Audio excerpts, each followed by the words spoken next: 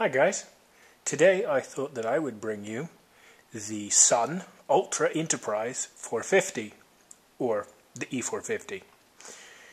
The E450 was a middle of the grade Sun server. You can see here it's a fairly large unit. It's a good 3 feet long, 2 feet wide, 2 feet high, and probably weighs around 200 and some pounds.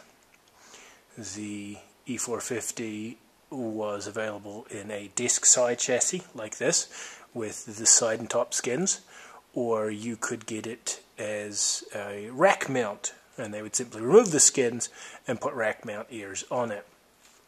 The unit was introduced in 1997 and it was discontinued in 2002, and these units hold a special place in my heart because I came into the geek workforce when these things were front line, and my company almost bought one, and so I have fond memories of bartering with the Sun Rape over the price of an E450.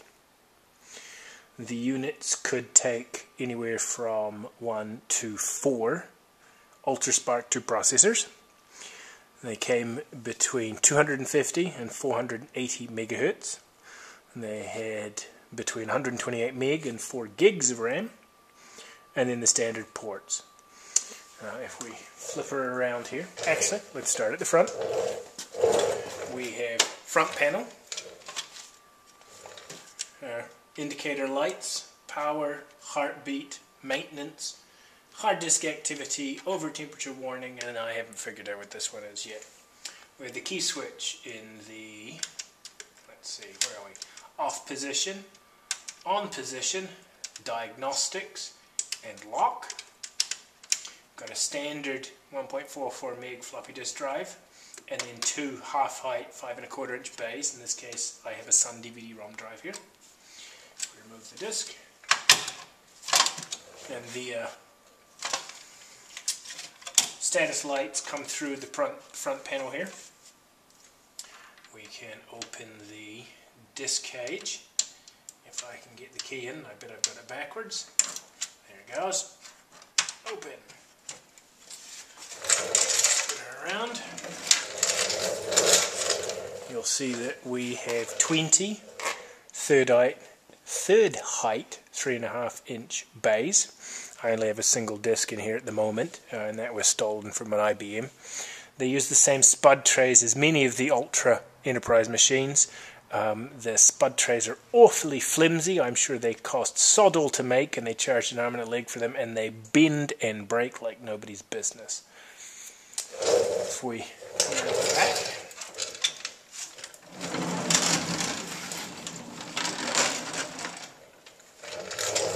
we have, let's see, where's the pointer? Parallel, SCSI wide, SCSI narrow. We have a serial. We have a DIN 8 Sun keyboard mouse. Ethernet, that's 100 BT. And you'll note down here it has a SVGA card. By default from the factory, I believe they all came with the SVGA cards.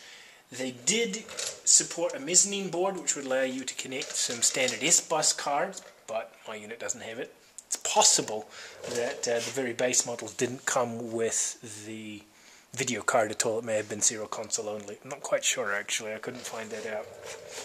We have 3 power supplies with a single power inlet. Behind here is the 60 and 50 hertz selector so that you don't accidentally bump it and fry it.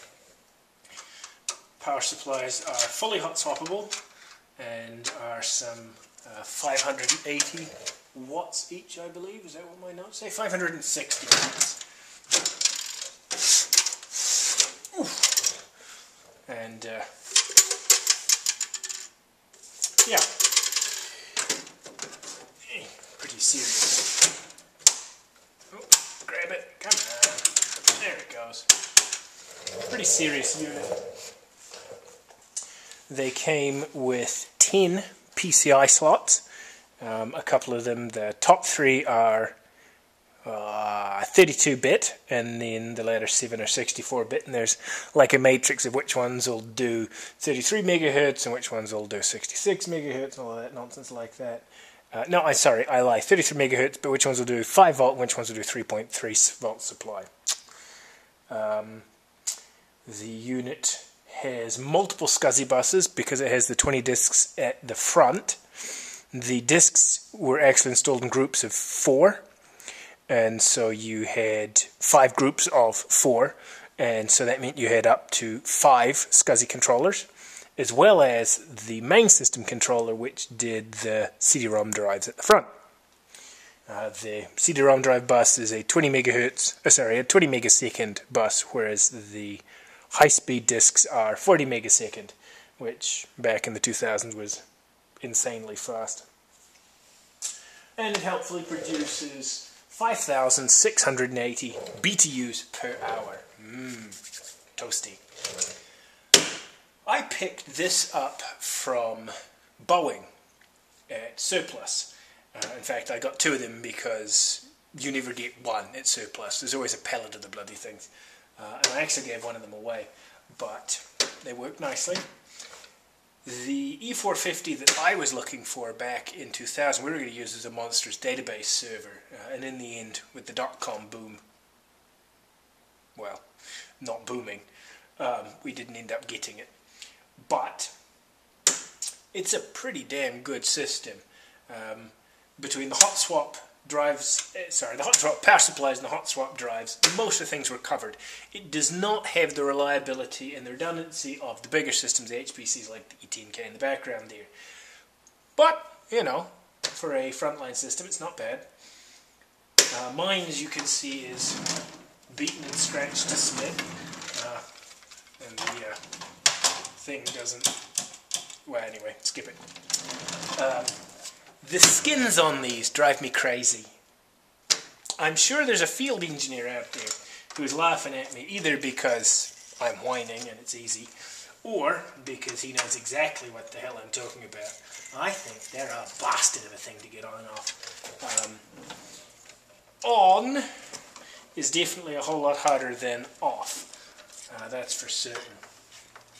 Get the screws here. Oh, come here. I don't know if you can hear that, but that's a tractor driving past because it is planting season here in Iowa. So first we'll take off this side skin, and it is a very large skin, and it's also really very heavy. Slide this back out of the way. You can see that there is a large steel plate and then some foam insulation, presumably for sound as well as airflow. That would be airflow redirection rather than, obviously, like creating airflow. Bring the system around to the side and only tunes on the front. Oh, it's coming off the damn jockey wheels. There we go. So we have our drive cage on the left-hand side there. And if we tilt it around, you can just see the 4-disc backplane here, the SCSI cable, power cable. We have a fan shroud here, and then the power supply rack. The fan comes out quite easily.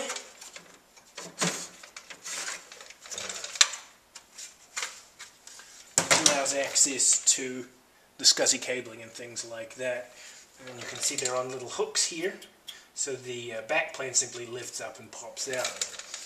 There is 3 very large connectors here, which goes to a power plane here, which then wraps around to provide power to the main board, which is on the other side of the system.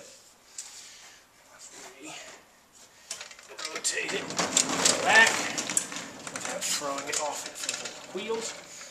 They usually, I think, came with casters attached. Mine did not.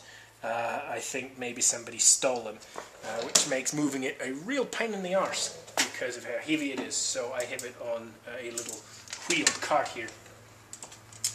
Okay, here's going to be the... Oh, that was easy. Ooh, and I just sliced the shit out of my finger. Right, the things I do for you people. Again, we have our heavy steel plate, bit of heat reflection, and then some foam molding, presumably again to keep air moving where it's supposed to go.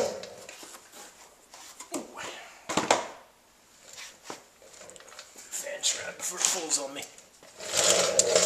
And the first thing you can see is a large cover. We pop this and we can actually remove it. Behind here we have the processors. So, we have our mezzanine connector. So the S-Bus cards would go here. Graphics card, our remaining 9 PCI slots. We have the processors here. There is 2 installed in my unit. These are 400 MHz UltraSpark 2s. The 3rd and 4th processors would go above it. Behind here is simply a channel for the air. There are helpful instructional labels here in which it reminds you which order to install the processors. And then here, which tells you which PCI slots do what, and in which order the RAM should be installed. Let's see. Oh no, I wasn't entirely full of crap. 33 MHz up the top, 32-bit, and then there's a middle lot that'll do 66 MHz, 64-bit, and in the bottom slot are 33 MHz, 32 or 64-bit. You'll see I have a full complement of RAM, which is kind of nice. Came with it. So I have 4 gigs of RAM over the 16 DIMMs. These are interleaved in banks of 4, and you can see they're labeled here DIMMs AAAA, CCC, BBB, DDD. So you would load A, B, C, and D. Below this we have the VRMs for the processors. There's 2 installed because there's only 2 processors, and then the other 2 would go above it. And then we have some big fans to blast air across it. Down here you'll see the power connector that goes from the power plane on the back side of the backside of the unit. I'm sorry. So physically that's pretty much it. It's very sturdy, very heavy, kind of a pain to deal with, I have to be honest. And this particular unit, well, let's be honest, most of my machines have Quirks. I suspect not just because they hate me, but probably more because they sit, or did sit, in a damp basement room for many years. I've had this E450, oh hell, 2004, 2005 maybe, so a good few years now, and that's a long time it sat in a basement.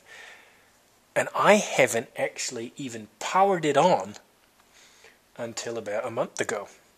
So, I'll be honest, I was very surprised when it pretty much just worked, but with a little quirk. So I tell you what, let me get this silly thing put back together again, and we'll fire it up. So, first things first, let's lock our disk tray in, and then power the unit on. I've already got it plugged in. Lights, and for some reason my disk light never comes on, but that doesn't seem to work. Let's see if you can see the screen. There we go, and let's get a little closer.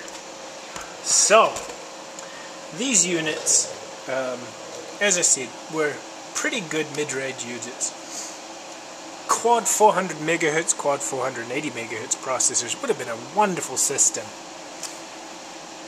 It was not to be for me, but such is life.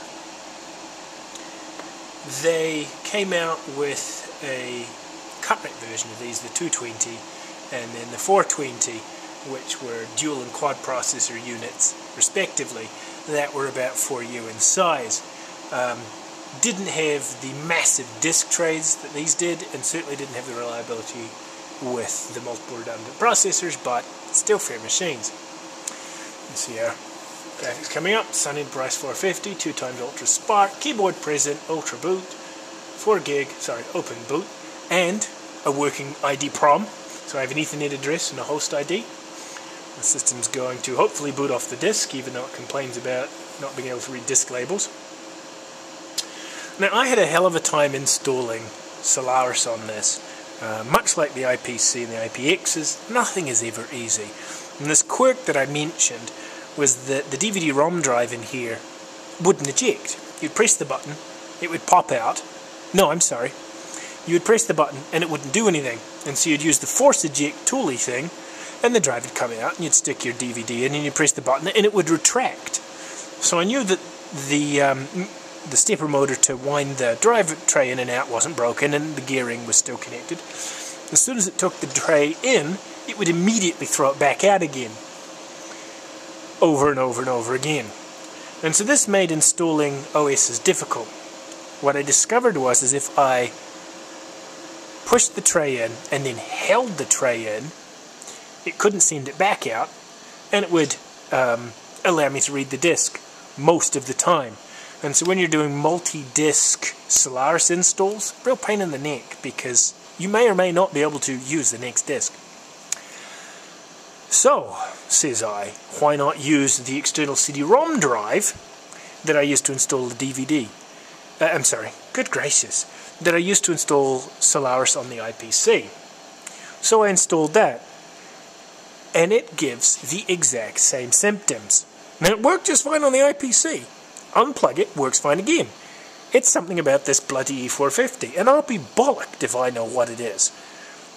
So, yeah, anyways, what I ended up doing was learning about Jumpstart, which is the way that Solaris mass installs machines. So, for example, imagine you have 100 Sun clients. So you install Solaris on, say, your E450, and then you set up Jumpstart, and for each machine you say add client, and you give it your MAC address, and you may or may not give it an IP address, and you give it a profile. And so the profile would say what packages were installed, how it was configured, things like that. And this allowed you to remotely install all of your machines. Now, I didn't have another Solaris machine to Jumpstart from. So what I did was I set up Jumpstart from a Linux laptop, which required setting up RARPD, bootparamd, TFTPD, and then NFSD.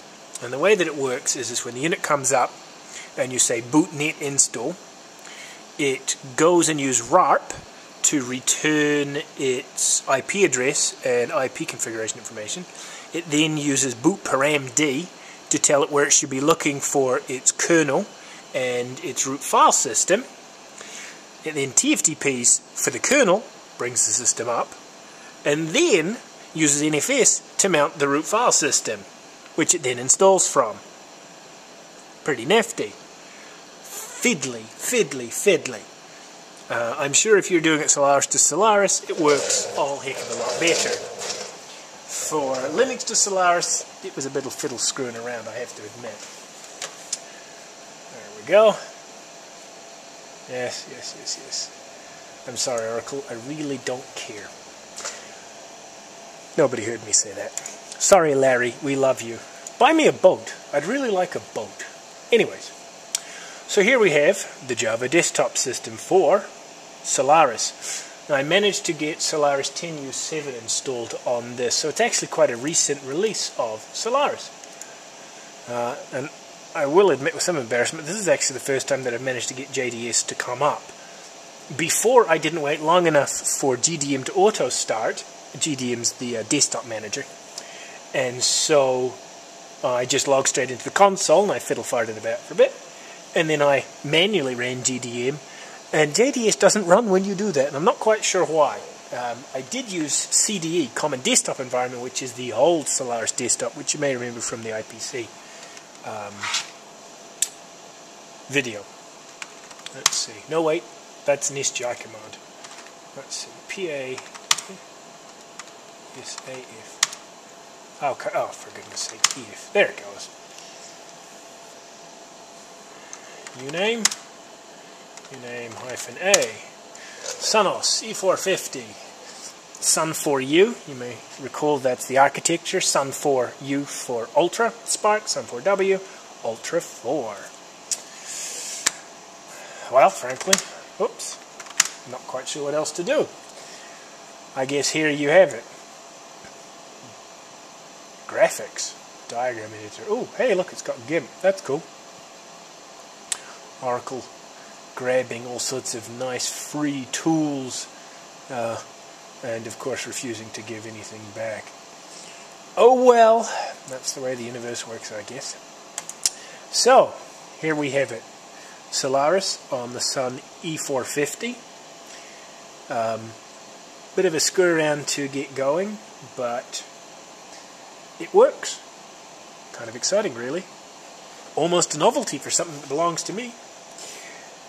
Oh, I tell you what, one more thing while I'm complaining about, well, nothing important. The Solaris installer, when it first starts installing, and it asks you, basic questions in a sort of text install before it brings up the graphical system. And it says, what language, what time zone, what's your host name, blah, blah, blah. And then it goes and looks for disks to do the install to.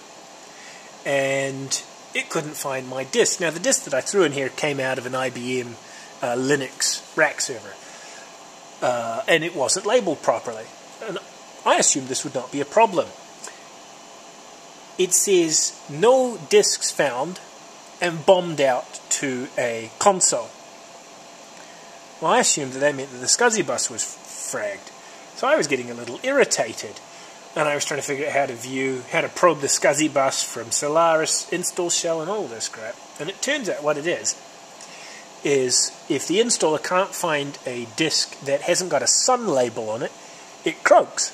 What it's expecting you to do is run the format utility, which I may or may not have mentioned in the IPC video, where you configure the disks. And I didn't, guess that. So it took quite some screwing around to figure out what the hell it actually wanted. Now, Solaris 10U7 is from, I think, 2010, 2011. So, say 2 or 3 years old. 3, let's be generous, 3 years old.